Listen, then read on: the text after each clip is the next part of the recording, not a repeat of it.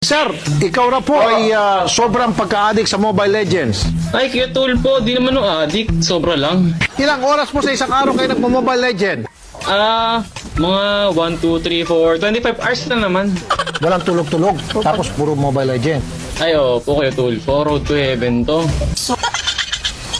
Na-addict na po kayo sa Mobile Legend. Gusto na makipag-iwalay ni Mrs. sa'yo. Hindi naman po sa addict ako, pero parang ganun na nga po. Gago!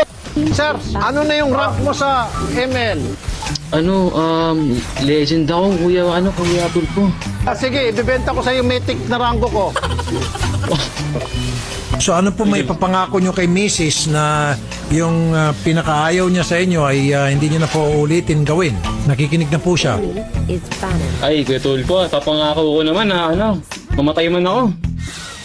Pag bumalik ka, hindi na magmo-Mobile Legends araw-araw. Gabi-gabi na lang.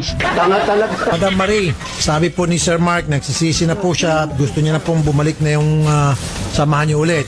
Ano pong reaksyon niyo? Dapat lang ako nagre-reklamo mas masahol pa sa hayop ugali niyan. Ano yun? Ikaw si Paul?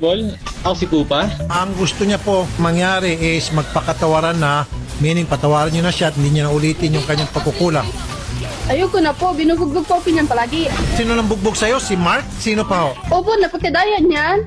Nag 1v1 kami sa custom, binugbog lang ako, di man lang ako pinag-kill. Dahil doon nag-break kami.